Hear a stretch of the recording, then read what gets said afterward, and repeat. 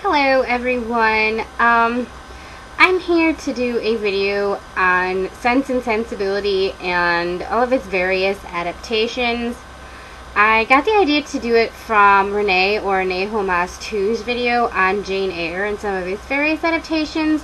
I was thinking of doing a video similar to that, but as I'm still in the process of watching some of the different versions of Jane Eyre, I thought I would put that on hold. And then I remembered that it was technically like Austen in August month or something similar like that. So I thought, why don't I do some videos on Jane Austen instead? And I am actually extremely bored sitting at home right now. I was planning to do something else tonight, but I had to come home to help my dad with something. And now that is done, and I have nothing to do. So I decided I would do this. I am going to every so often this month do a video on each of Jane Austen's books and all of their various adaptations.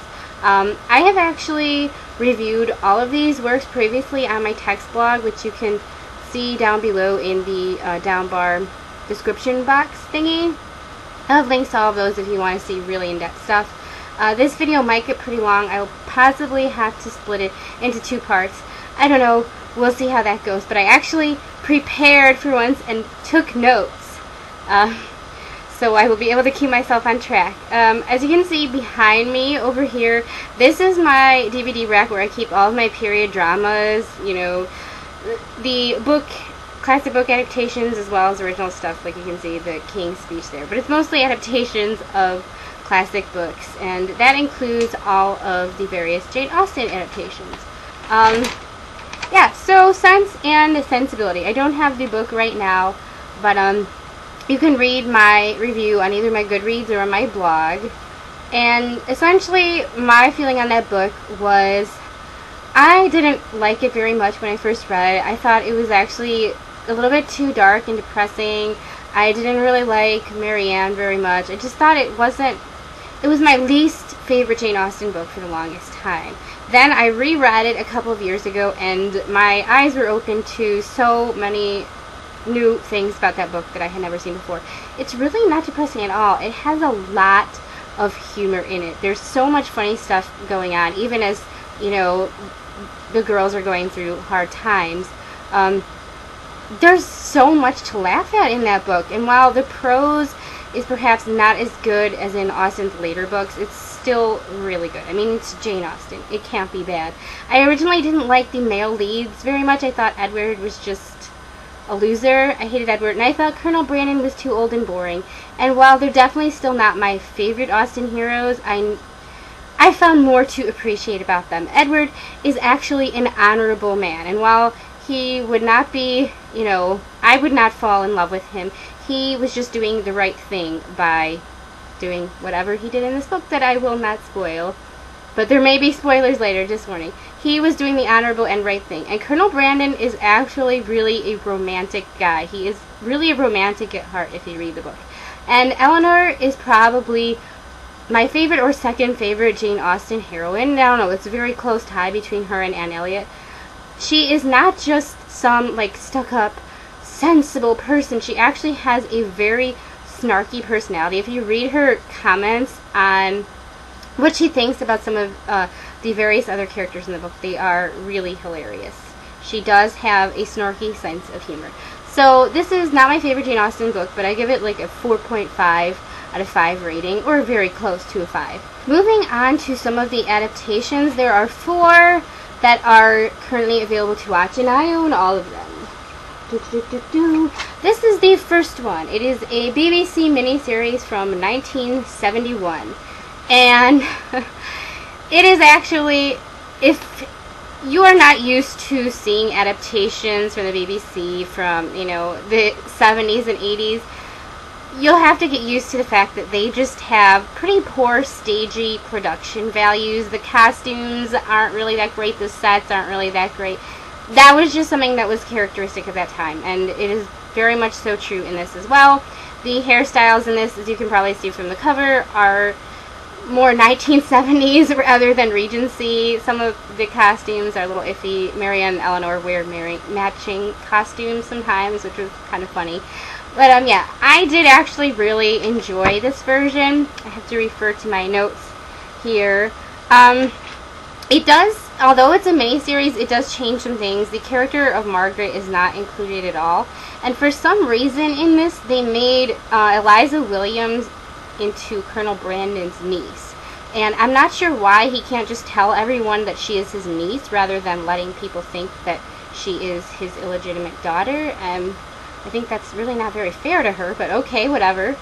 What is really good about this adaptation that I liked is Eleanor and Edward's storyline. Eleanor is played by Joanna David, who you'll see in a lot of BBC costume dramas like the 1995 Pride and Prejudice.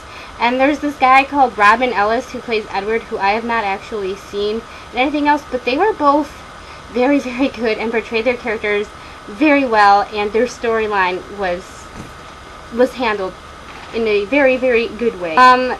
This version also has my favorite Mrs. Jennings of all of the adaptations.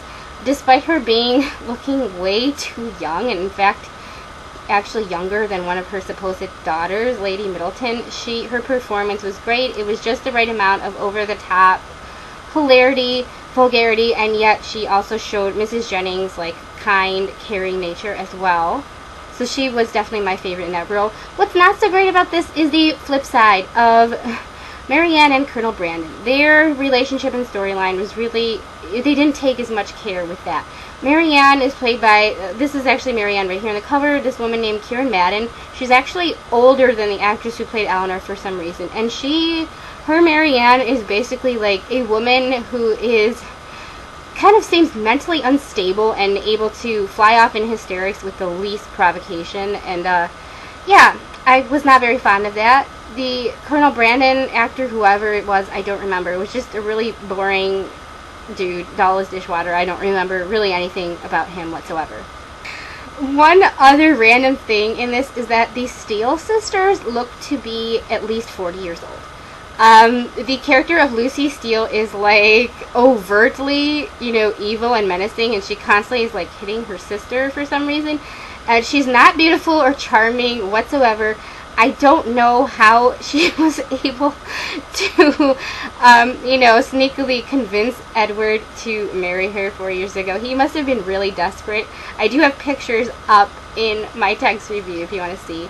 Yeah, that was definitely a confusing choice, but overall I did really like this version if you overlook a lot of its flaws. I gave it a 7 out of 10 or a 3.5 out of 5. Okay, so the next version of Sense and Sensibility is another BBC miniseries. This one was in 1981 and is actually by the same screenwriter who wrote the 1971 version. Again, Margaret is cut from this version, and there are a lot of things that are the same in both that were kind of taken from the 1971 version in this and reused that were not in the book. It was just like, copy and paste of some of those choices. But overall, this is actually very different from that version in terms of tone. Whereas the 1971 version was very over-the-top 70s, this is very quiet and understated. The performances are much more low-key, and it just gave it overall a very different feel. I didn't like this version quite as much, actually. The production values, while they're not as bad in terms of, crazy over-the-top costumes and hairstyles, they're still stagey, and the video quality is not that great. But whatever, that's, again, just something you have to get used to in watching these older productions. What I really liked about this version is Marianne. She was played by a girl named Tracy Childs, who actually looked like a teenager and more captured the character of Marianne in the book. In fact, she's actually my favorite actress to have portrayed Marianne in any of the adaptations. Totally different from the horrible Kieran Madden in 1971. This also has Lucy Steele that I really like, unlike in the older one. She's young and cute, and she hides her evilness better, so you could see how Edward would have fallen for her possibly at some point. Mrs. Jennings is also really good in this, and she actually looks the age that she's supposed to be, an elderly lady. And while she is vulgar in some ways, she more emphasizes Mrs. Jennings' kind nature, which was also really cute to see on screen. Willoughby is much better in this than the older one where he wasn't memorable at all. He's actually very handsome in this, despite looking for some reason like he's wearing makeup. And they included scenes of him and Marianne singing, which they did in the book, but they have not included in any other adaptation. So I really appreciated seeing that. The bad, aside from the production values, is it's kind of the flip side again of 1971 is Eleanor and Edward's story in this. Irene Richards portrayed Eleanor, and I really was not a fan of her performance whatsoever. She made Eleanor very cold and unfeeling. You really didn't see the closeness between the two sisters that you do in the book or any of the other versions at all. She was so cold. Eleanor is supposed to be sensible, but she's not cold. She does have a heart. Edward in this also, he was just this dull, boring guy. Probably closer to the book Edward, actually, but I mean, again, I'm not crazy about the book Edward. And he wasn't very good looking either, but that's also probably close to the book. Again, in contrast to the 1971 version, that one had ended on a very cheesy note, like, oh, happy, wrapped up in a bow in one convenient scene.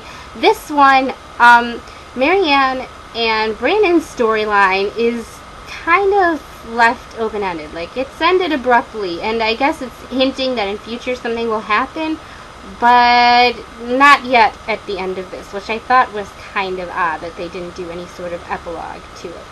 But yeah, other than that, this was pretty good. I did enjoy it. I gave it a 3 out of 5, but not as good as the older one, and not as good as the newer ones as well. This is probably my least favorite of all of the Sense and Sensibilities, but I do still recommend it.